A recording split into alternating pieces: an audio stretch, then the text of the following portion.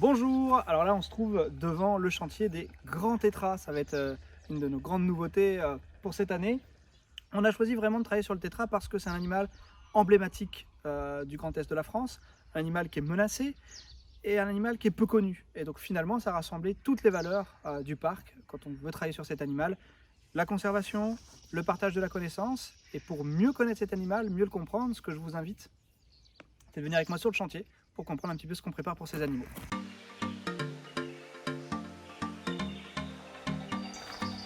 Alors comme vous pouvez le voir, c'est encore en travaux.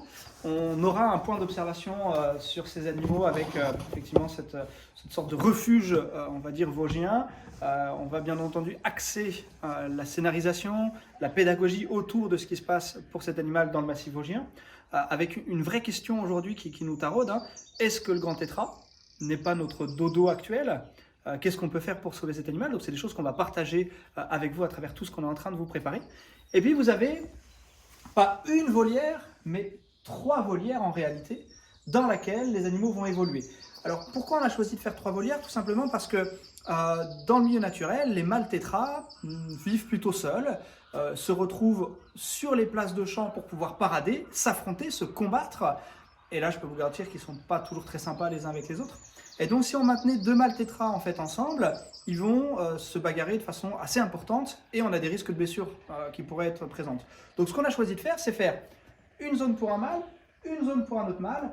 Au milieu, les femelles, les poules tétras vont pouvoir évoluer et elles ont une chance incroyable, c'est qu'elles vont pouvoir, à travers un petit passage spécialement dimensionné pour elles, rentrer de chaque côté pour choisir le mâle qui parade le mieux pour respecter ce qui se passe dans la nature, parce que dans la nature, c'est elles qui ont les clés de toute la période de reproduction, c'est elles qui vont choisir quel est le mâle qui parade le mieux pour elles, elles vont pouvoir choisir finalement leur don juan. Donc tout a été pensé pour eux, pour respecter ça. Bien entendu, dans ces volières, on a pour les animaux de quoi se percher, parce que les tétras aiment bien se percher en fait avant la nuit pour éviter de se faire embêter par des prédateurs. On a aussi un substrat particulier, parce que vous savez, dans le massif vosgien, on va avoir notamment un sol qui est assez acide en fait avec toutes les épines de sapin, donc il y a très peu de germes qui peuvent se présenter. Ici, forcément, en Moselle, on a un peu moins d'épineux dans cette zone du parc, et donc on a un sol qui pourrait contenir plus facilement des germes auxquels les tétras ne sont pas habitués de se défendre. Ce qui veut dire qu'on a donc un sol qui va être plutôt adapté en ayant mis du sable qui se nettoie facilement pour limiter le développement des germes et permettre à ces animaux d'évoluer en toute tranquillité, en toute sécurité au sein de leur espace.